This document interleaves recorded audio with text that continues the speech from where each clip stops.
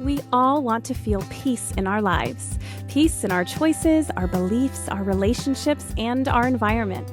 I've learned that this desired contentment is often found through holding on to less. When we pare down what we own, what we consume, and what we value, we're left with what's intentional, a personalized curation of what is important and true and useful to us. I'm Shannon Leyko, and you're listening to Paring Down, a podcast aimed at helping you declutter not only your home, but any area of your life that's overwhelming. Here, we're having interesting and honest conversations about the physical and mental clutter that drowns out what truly matters to each of us. And together, we'll learn how to pare it all down, not for the sake of perfection or becoming rigid, rather so we can move through life with less overwhelm and more joy, wisdom, and peace. Hi, friends. Welcome back to Paring Down. I've got a really cool guest on this week. I stumbled across her Instagram and immediately was like, I need to get this woman on the podcast because she talks about all things etiquette, how to be polite. And I can't help but think, how do we be polite inside of our homes? What does our clutter say about our home being welcoming? How do we manage all of this stuff in a way that encourages hospitality? All of that good stuff. And so today I have on Alison Cheperdak. She is an author, an attorney, an entrepreneur, and an internationally certified etiquette coach. You might have heard of her on her social media handles, which are Elevate Etiquette, where she talks about all things etiquette, be it like on an airplane, to wedding etiquette, to, of course, hosting etiquette. It's really fascinating and super fun. Alison graduated with merit from the English Manor and Beaumont Etiquette's Train the Trainer Grade 1 and Grade 2 programs. After earning a Bachelor of Arts in Communication from Villanova University, Alison worked as a TV news reporter and anchor for an NBC station in New York. She then moved to Washington, D.C., where she earned her law degree from the George Washington University Law School. Originally from New England, Alison now lives in the Capitol Hill neighborhood of Washington, D.C. with her husband of 10 years. I hope you leave today's episode feeling really confident about having people over in your home, remembering what matters when it comes to building relationships, and being really thoughtful about how our stuff conveys the message that we feel, which is that we want people to feel welcome in our home, right? So without further ado, let's welcome Alison Cheperdak. Alison, thank you so much for coming on Paring Down today. It's my pleasure. Thank you for having me. Gosh, this conversation is going to be so fun because I actually had a carousel on Instagram go relatively viral for me about how to make our homes feel welcoming. And I realized we should get someone who knows what they're talking about on the show to talk about this. And that is why you are here. So can you introduce yourself to the people and tell everyone kind of what you're all about? Sure. My name is Alison Cheperdak, and my business is Elevate Etiquette, where I teach modern manners, modern etiquette for life, work, and love. And I'm excited to be here. A big part of what I teach and share on social media is about making people feel comfortable and hosting, and whether you're a guest or you're a host, making people more comfortable in those types of settings.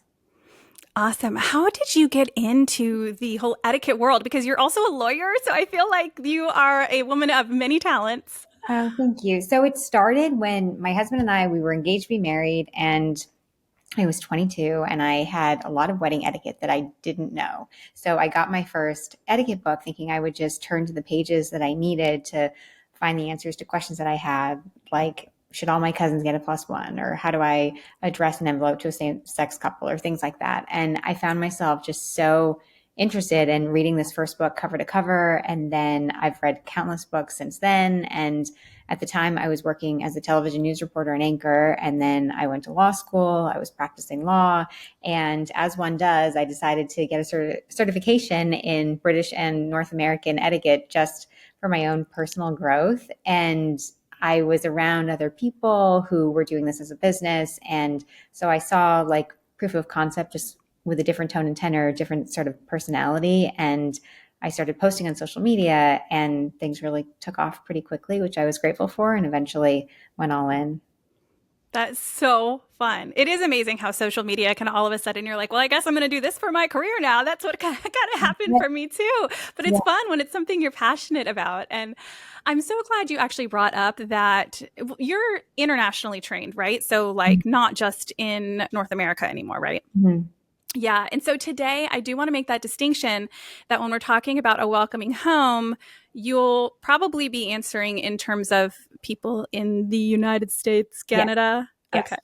Cool. That's good for everybody listening. I do have listeners all over, mostly in the US, Canada, and Australia, New Zealand, like that kind Yeah. of world. But I appreciate everyone who is here. So, gosh, I wish I could ask you all the questions about all the etiquette because when you started talking about weddings, I was like, oh yeah, tell me more about how to do that right. But I'm like, wait, that's not what this podcast is about. I got to reel myself in. So let's talk about our homes. That's what we're doing here today. To you, big picture, what do you think it really means to have a welcoming home? You want people to feel welcome, for lack of better words, invited and at home in your home. So you don't want them to feel like they can't touch anything or like you're watching them or that you're anxious that they're going to break something. You just want them to feel at ease and also like you put some thought into your space and you put some thought into what the guest experience would be like in your space, but also you want to personalize it. You don't want it to feel like it's austere or like a hotel or like any other place that someone has been. You want it to have your personal stamp to it as well. Exactly. I always say I want people to come into my house and already feel like they have a good idea of who I am just by looking around the house, and B, feel at home. And it's interesting. We're going to talk a little bit about how owning less, decluttering can help, make your home feel more comfortable. But I'm almost curious as you're talking about the opposite end of that, of being overly stringent and tidy to the point where people feel uncomfortable. What would you say is that balance there? How do we find the right amount of stuff to make people feel like they can be comfortable, but without it turning into a hotel? I actually think it's more about a mindset than anything else because you can have the most beautiful, precious china, but if your guests don't feel like you're watching every move, they'll be fine at the table and they won't be worried about something happening to it. But it's when you're distracted in conversation or you're looking over at people, like I think a big part, and this isn't necessarily a clutter thing, but it's more of just like a being really careful about wanting things to stay clean or nice or that sort of thing. Your guests can tell if you're anxious about something. So if you're the kind of person that you won't be able to carry on a normal conversation because you're afraid of someone spilling red wine on your white couch or a kid getting chocolate fingerprints on it, then maybe a white couch isn't the greatest choice for you. And so I think that's a big part of it. But you need to like be accepting that things happen when you have guests and that's just part of the experience. Yes, that's just part of life. I love that answer because sometimes it isn't about having your cake and eating it too. Like sometimes your guests are going to do things you don't love, like leave their shoes on or like Yeah. you said, maybe, drop a couple crumbs, and hospitality and relationships are more important than a perfectly clean floor. Yes. And I think there's things I don't want to get off on a rabbit hole, but like if it's really important to you that people don't wear shoes in your home, that's something to be respected. Certainly in certain cultures, it would be offensive to wear shoes in the home. But if you feel strongly that you don't want shoes in your home for whatever reason, don't invite people for a formal party and then ask them to take off their shoes and give them a heads up in advance and then be accommodating if maybe there's like older people or folks with like mobility or health reasons that they may need to have shoes for stability purposes. Perhaps you're accommodating in those types of situations. Yes, yes, exactly. My dad, he's almost 70. My stepmom has Marfan syndrome. When they come over, I'm not going to tell them to take off their sneakers because I know how much their feet hurt or their backs hurt when they don't have shoes on. Now, well, if my dad one time tried to put his feet on my couch, I was like, Dad, too much. No, no. But like you said, like there's extenuating circumstances and it's so important to keep that in mind. What is a time, can you share like a moment when you walked into someone's home and you instantly felt welcomed? What made that difference for you? The first person I think of is my girlfriend, Ariane, and her home is like a lovely collection of various experiences in her life. And so there's something really sweet about sharing that with people, like whether it's, different places you've lived or worked or been to school, and pieces of your family, music that you like. It's just like this beautiful tapestry of your life. And you're sharing that, and it's a dimension that you don't see in your other interactions with a person, whether it's in any capacity outside of the home. And so it was like I felt really like included, or like it deepened our friendship just by being able to see that part of her life. And there was a warmth to it just with the authenticity of it all. And it wasn't like super fancy, or I live in Washington D.C., and so it's not about grandiosity or anything like that, but it's just like a real intentionality behind how you design things that made me feel really at home. I love that because we talk a lot about on this podcast, like clutter isn't stuff that holds true meaning to you and is being displayed intentionally, right? We don't need to live in a completely bare house to Mm-hmm. live intentionally with our stuff. Mm-hmm. And I talk about how that affects us, right? That makes us feel more at ease in our home. It makes us take better care of our home when we're surrounded by things that matter to us. And Mm-hmm. we feel joy when we see our family's photos on the wall, or like for us, we have a painting of our backyard from Alaska, or, whatever those things are that you're honoring by making part of your decor. But I love that you point out that that's also what makes other people feel like they're having a more intimate experience with you Definitely. in your home. And that's truly what hospitality is. I think that I'd love to hear your thoughts on this, actually. I think that we've moved into a culture where we're more willing to have get togethers outside of the home Yes. because whatever reasons we have. But I think there's real power in inviting people into our spaces. Would you tell me what Definitely. you think about that? Oh, no question about it. When you go somewhere else, it's a lot less work. You're not curating the entire experience. You're just selecting the venue or the restaurant, wherever you're going. And when you invite people into your home, often it's a collaborative process of putting a meal together. Even if you're doing almost everything, your guests may help fill the water glasses, or they might bring something, or they might answer the door. It makes you feel more like family in a way that you just don't have that interaction if you're at a restaurant.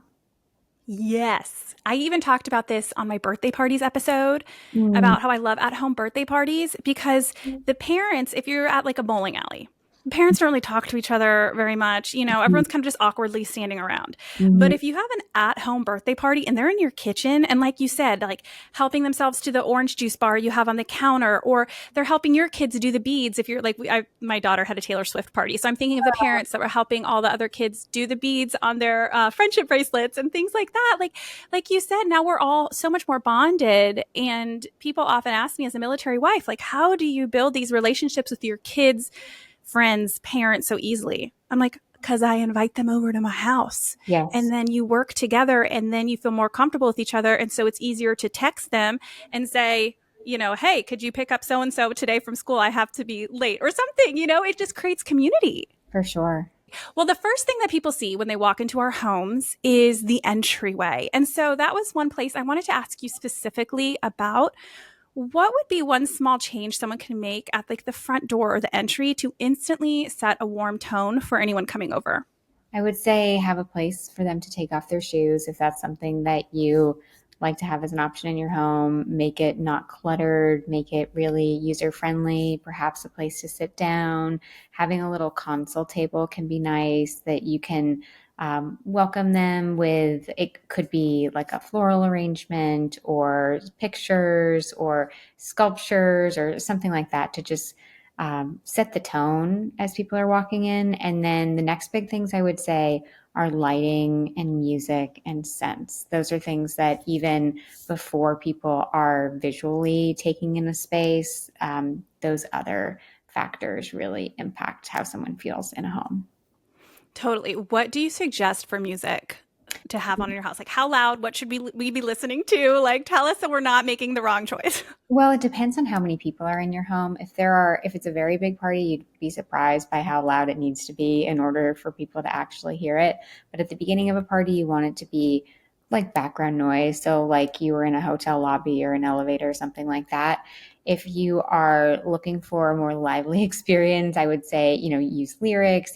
I think Spotify is great. This is not an ad for Spotify, but I just think they're great in terms of like setting the mood or looking for something in particular. And then I like to switch to instrumental when people are actually eating, because I think that it can be distracting to be listening to words. It's kind of like if you're studying, there's nothing more distracting than listening to music where you know the words because you'll be trying to finish the sentences or follow along, versus if you're listening to something that's more ambient, then it can be there, but it's not actively distracting you while you're trying to focus.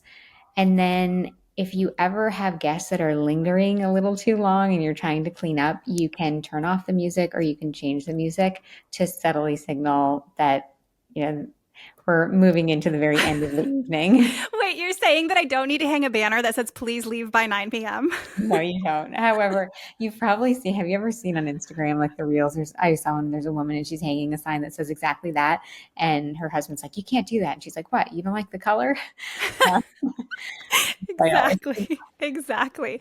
No, that's so smart. Okay, so would you suggest that we have music playing even if we only have like one couple over or just like one family with kids? Definitely. I think music is really, really nice because it fills the silence, and it fills the silence without like necessitating any sort of conversation, and it makes people feel more at home, and it just sets the mood in a really nice way. Totally. I feel like it just makes everything feel less awkward. I Mhm. even do it when my parents or my brother-in-law is in town, not because I feel awkward with my family. Like I'm very close to them, but like you said, it just like allows people to walk in and not feel like I'm the guest. And again, we don't live near each other, so it's not like we're walking into each other's houses all the time, Mhm. and it's just like, okay, like we can be casual here. And so that's the vibe. Usually, again, it's Taylor Swift because my 5-year-old tends to tell us what we get to listen to. But, and I don't get me wrong, I'm not complaining. I love me some Taylor Swift. Okay. So, as you know, Paring Down is a podcast that really focuses on how we can live more intentionally, kind of through the lens of having less so that we're not distracted by the things that don't matter. So, in your opinion, how do etiquette and minimalism work together or clash, either one, when it comes to hosting and prepping our homes? Well, the first thing that I think about is sometimes people hang on to things because they feel some sort of guilt, or there's like a people pleasing element to, I received this gift and therefore I think that I need to keep it.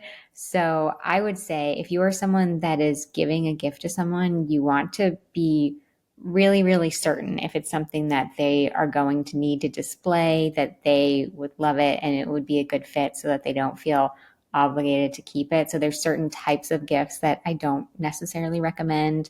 Like artwork, I think can be risky unless you really know someone's style. It's also pretty presumptuous to think I'm going to get them this big art piece and they're going to find somewhere on their wall to put it, or, they're going to move and they're going to bring it with them. So I would say be really careful with that. And also know your audience or know the person you're giving a gift to. Like maybe if you know that minimalism is a priority for them, maybe instead of getting them a candle as a coffee, or a candle or a coffee table book or something like that as a host gift, maybe you give them muffins or bagels they can enjoy the next day after a dinner party. So it's like understanding and appreciating the person that you're giving a gift to and being intentional about it. I'm so glad you brought up the gift thing because that is such a struggle, both on the giver side and on the receiving side. On the receiving end, what do we do if someone gives us a gift? I mean, a host gift or not, that we know we don't have space for or we don't particularly like? In general, if it comes with a gift receipt, then that's your license to use the gift receipt if you'd like to. There's also nothing wrong with regifting things so long as it's not like monogrammed or personalized or things like that. And what I would say with regifting is regift it in a different social circle. And so make sure that it's not super easy that it gets back to the original person that gave it to you, and make sure that it's nicely wrapped and include a note that's specific. Like if you say you get something for Christmas or the holidays and you don't love it and you're giving it to someone for their birthday, it shouldn't be in obvious holiday wrapping and it should have its own card. But there's nothing wrong with regifting in most cases. And I also don't think there's anything wrong if, let's say, you have little kids and there's people who are really close to you in your life, like, say, parents or siblings who want to give gifts to the children. I think there's nothing wrong with saying, like, we'd rather, go to the zoo with them than accumulate more toys, things like that. And speaking of kind of host gifts, I think generally as a culture know that it's a nice thing to show up with something in hand, Mm-hmm. and whether that is some flowers or, I had a friend just the other day is like, I'm just going to bring some berries over for the kids. It's just a little something. Yes. But as a host, what is the expectation for us when people come over to the house? Like, do we need to send them home with something? No. Okay. No, unless you want to. So the host has a lot of agency when they are hosting something, unless it's a potluck where you're basically providing the venue and maybe providing the main dish and everybody's collaborating on what will be part of the meal. In general, as a host, you decide what is served and what's not. So let's say someone comes to your home and they bring a bottle of wine or they bring a plate of cookies or something like that that you didn't ask for. It's up to you as to whether you serve it. And the reason for that is a host may have put a lot of time and effort into putting together this menu, and the drinks go so well with all of the food, and so too does the dessert. And so the host can stick to that plan if they want to. So you don't need to feel guilty about not opening a bottle of wine that someone brings. Also, if you're the one bringing the wine, you don't want to insist what you brought is served, because then it comes across as like you're just bringing something for yourself rather than giving it as a gift for the host. So those are some things to think about. And then when you're a host, you do not need to open a host gift immediately. I actually don't recommend doing that if it would draw attention to the fact that some people didn't bring a gift. And you don't need to open a host gift immediately if it would mean that you'd be neglecting some of your other responsibilities. So you don't want to have dinner is burned, but you opened the host gift. That wouldn't be a good combination. And then you do not need to send a thank you note for a host gift, because a host gift is a thank you gift. And so at some point, the thanks needs to stop. If anyone ever feels like really compelled or they're so moved by a gift and it was really special to them, by all means, send a thank you note if you want to, but you don't need to feel like you have to. Oh my gosh, isn't that the truest statement? I feel like I've gotten in thank you circles with people before. It's like, thank you for your thank you card. Like, when do we stop? Like, when do we just admit that we're all just, okay, we're all thankful here? That's so funny. Okay, so we brought up like how decluttering can kind of mix in with etiquette when it comes to hosting gifts, that kind of thing. What's your take on spaces that help people just feel more at home? I'm thinking about the amount of throw pillows on your couch. I'm thinking about how many cups and glasses are inside of your cabinets. What's your take on having a more minimal kind of home in terms of making people feel comfortable? Well, something that I've done, my husband and I live in Washington, D.C. We have a row home. We don't have a ton of space by suburban standards, and we rent a lot of stuff. So I love a tablescape, and, I'll get really into different colors and napkins and tablecloths and, place cards and all the things. But I don't have every color imaginable, and I don't have space for it, but I will rent things just for a weekend, and that's been really nice. Whether it's been a really big party or a more intimate gathering, I'll do that. And I like doing that. So that's something I would recommend if someone, say, wants to mix it up, but doesn't have the space for it. And then regarding making your guests feel comfortable, it's really important that they have a place to put their drinks. So I would say that's a number one. So you want to make sure that you have like end tables, coffee tables, places to put their drinks, That napkins. aren't covered in stuff that they have to move stuff around in order to put their Yes. drink down. Yes, yes, not covered in stuff. Napkins scattered kind of everywhere. And also access to coasters. And it should be really obvious. Like, even if you, let's say on the daily, you keep your coasters like tucked away a little bit, when you're having events, you don't want people to have to realize, like, oh, it's on the bottom shelf of the coffee table. You want the coasters in a pretty obvious place so that people can use them.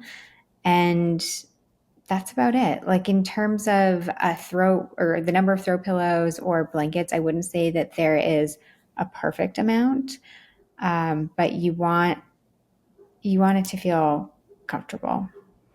Right. I think in my head, like I've been to houses that there are so many throw pillows on the couch that I'm like, I feel uncomfortable sitting there. I'm like, I've got to Yeah. move this pillow and it's their pillow. I don't want to mess up with what, you know what I mean? And so like to me, sometimes less is more. Like we, Yes. of course we want some pillows so people can feel comfortable, but if someone, if it's in a more casual setting where I'm like, oh, I'm running after the kids. Help yourself, grab yourself a glass of water, make yourself at home. And then Mhm. I leave the kitchen. I want them to be able to open a cupboard Oh, and not feel like they're overwhelmed with which cups do I choose. I mean, I think we've all been there at someone's house when we're like, I don't know which one to use. yeah. And to me, having fewer choices when we're talking about a more casual setting, when people are Yes. really kind of getting in there, can actually elevate the experience rather than having all of this stuff everywhere. Oh, agree. And speaking of kind of formal versus informal, so Mhm. I'm a very informal person. Mhm. Like, I am not one to host like sit down dinners. If we Mhm. have people over, but generally it's either like a potluck buffet moment, or if it's just kids and I'm like, hey, everybody show up for an Easter hunt at our house on Saturday, which I did recently. I'm like, if it's 3 days in advance, I'm ordering pizza. I'll have clementines for the healthy snack, and it's very, very chill. And in those circumstances, I still think it's important, whether it's formal or not, to have the coasters and so people don't feel awkward putting things down. There's some similarities between everything. But how can we be gracious without being over the top formal? Like, what does this modern casual hospitality look like? I would say as soon as people walk in, you want to offer them a drink. You want to have something ready to eat. So even if you're providing dinner, you want to have small bites and snacks available. It could be as simple as like if it's kids, it could be pretzels, it could be fruit, it could be nuts, it could be like little things. It doesn't need to be difficult, but there should be something available to eat and drink immediately upon arrival. You want to have a place designated to take people's coats, especially in the colder months. And you want to be facilitating conversation, so introducing people to each other, and be thoughtful about the people that you invite. And if you see anyone who's like not really included in a conversation or kind of standing there a little quietly, that would be a moment to you include them, or maybe you ask another one of your guests and say, I noticed that so and so isn't really talking to anybody, or I know they'd love to hear about your trip to wherever, or something like that. You're the leader that should be shepherding a good experience for everybody. Yes, emotional intelligence goes a long way with making people feel comfortable in your house. And generally, I find that if I have multiple people over who may not know each other, even the Easter egg hunt a couple weekends ago. This is, by the way, everyone, this is coming out later. You guys know I am currently in the throes of moving to Alaska, so we're recording a lot ahead of time. But thinking about that party, like generally we have one or two people in our homes that we are much closer to Mm-hmm. than some of the other people. And so I often use those people. I'm like, Yeah. hey, could you go maybe chit chat with so and so? Like, she's actually, her kids aren't in Anderson's class at school. And so they know each other from swim. So she doesn't know anyone else here. Like kind of getting that backup, I feel like is huge in terms of making everybody feel comfortable. Exactly. Hey guys, it's time for your ad break. Each week I like to say a huge thank you for your graciousness that these are part of the podcast. Here we go.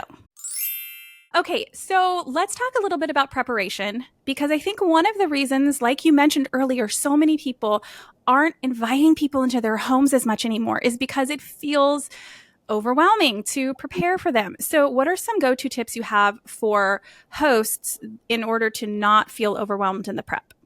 I would say take it easy on yourself. Just because you have made some like delicious chicken one time for you and your immediate family doesn't mean it's the moment to do it for the whole neighborhood. So take it easy on yourself, not because you're not capable of doing something really complicated, but it's because you realize that you're juggling a lot of things. So you're going to have people coming in and you're going to be seeing people you haven't seen in a while, and you're carrying on multiple conversations. People are asking you questions. You might have people standing in front of your refrigerator, your stove, and your trash can all at the same time. And everyone will congregate in the kitchen. I don't care what anybody says. It doesn't matter how delicious things are in other parts of the home. People will be congregating in your kitchen. And so for all of those reasons, it's okay to take it down a notch and make some things that you are really confident with. It's also fine to not make anything or not make some of the things. You can cater. There's some great prepared food options at many grocery stores that you can use. You can get help from people. Don't be afraid to say yes when people say, is there anything I can do to help? Also know that you don't need to give everyone an assignment the moment that they ask you. Like, for example, most people, as soon as they arrive, they will ask you if there's anything they can do to help. And if you say no, they may not ask again. But what you can do, and what I recommend, is think in advance, what are some ways that you could really be helped by your friends? And you can list them, like, some of these things shouldn't include any sort of culinary expertise, like filling water glasses or putting ice in the drinks or something like that. But have some ideas of ways that people can help you. And one way that I think is often overlooked is asking people to help with the transition between dinner and dessert, because often, as the host will get up and they'll start clearing plates, and then everyone thinks like, oh, this isn't fair. Like, the host who made this whole meal shouldn't also be clearing everybody's plates. And then all of a sudden, everybody's lined up by the trash can and they're scraping their leftovers into the trash, and it really messes with the vibe. But if you can get just like two people, friends, family members, to help you with that transition, it can keep the conversation flowing and everybody's not getting up. And that's something like, someone walks in and they say, is there anything I can do to help? And you say, not right now, but I would love your help with the transition between dinner and dessert. We'll set the stove to 350. We'll put the apple pie in for 20 minutes. Well, and just be really clear about what exactly needs to be done. And that can go a really long way. It's so funny as you talk, Allison. I'm like, you are so much more chic than I am. Every time you're talking, I'm like, okay, my mind goes back to, of course, my experiences and how I can relate. And I'm like, oh, you're talking about apple pie in the oven. And I would be thinking like, oh, could you go, get the knife for the birthday cake, to cut the birthday cake. But it applies, right? It applies across the board, whether you're talking about a formal dinner party or you're talking about a child's birthday.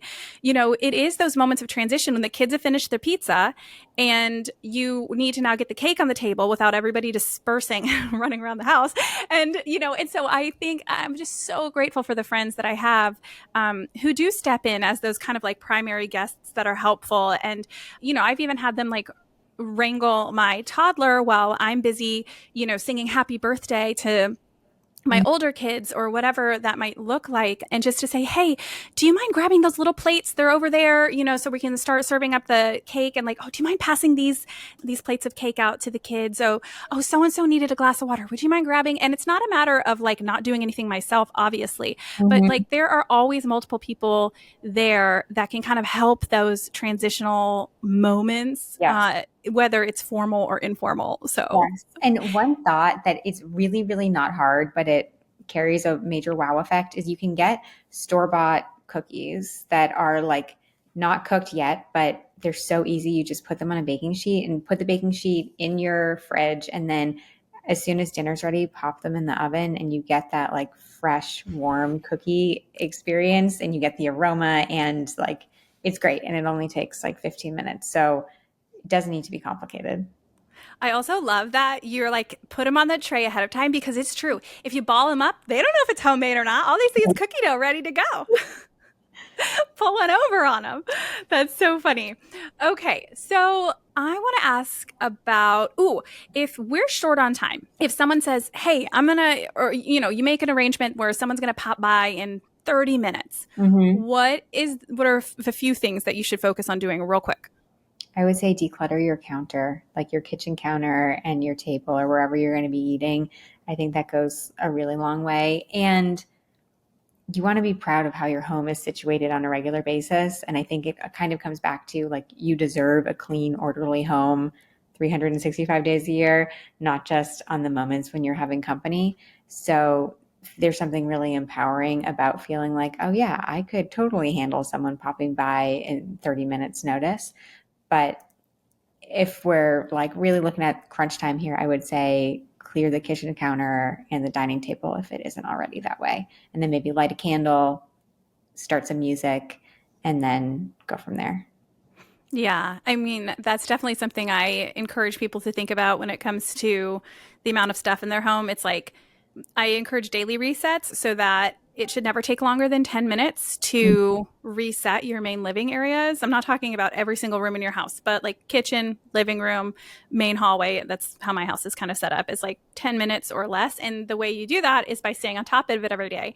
But I've seen something online where if you have let it get a little out of hand and someone's Mhm. coming over, just grab a like laundry bin and Yes. just put it all in there and then put that in the laundry room or somewhere they're not going to see it. But that way it still takes a very little amount of time. Of course, you're going to have to go back through that laundry bin later and it's going to take longer to put things back where they need to go. But at least you can just get it all out of the way real quick. Yes. I think that's That smart. sounds smart. Yeah. What kind of things should we put or keep in the guest room? Like I'm thinking, towels on the bed for when they take a shower. Like, should we have books in there for them to read? Like, what kinds of things should we keep in the room? I like books on the bedside table. I think they can be really nice, especially if they're like novels that are like a nod to where you're living or something special, or like a magazine that's specific to that place of the world. That could be very cool. Also, having little toiletries, like a toothbrush is available, like just the things that people might forget. It's nice to have a little bit there. Like, I kind of think of like when you're having a wedding, oftentimes the ladies' room has like a nice little emergency kit. That's the kind of thing that goes well in a guest room or guest room bathroom. Yeah, I think we sometimes think that it might be too formal to do that kind of thing if we're having an overnight guest that we're comfortable with. But I've definitely gone to like my in laws, and I love that she always has like Q tips and like lotion for your hands, things that theoretically I've packed, but like maybe I didn't, or maybe I'm just lazy and it's easier to grab one of hers. You know what I mean? Like, I just think there's something to be said for that. Yeah, I think it goes a long way. I think it goes a long way. And I also do think it's a nice touch to have dark colored face cloths because guess if you have makeup, they often like there's nothing worse than feeling like you got your mascara on somebody else's face cloth. So that can be a nice touch too. Ooh, that's a great point. What a great little touch. Okay. How would you balance the idea of a tidy and inviting home, which we've talked about that importance, with the real life messiness of kids or pets? So it's a bit what we talked about at the beginning, but slightly different, like less about the decor, making it personalized, and more about the fact that real life humans live there. How do you balance those two things? So I would say be kind as things happen. And I think it depends on what the relationship is. Like if you are the parent, there's nothing wrong with coaching your child and teaching them how to keep things clean and take care of their things.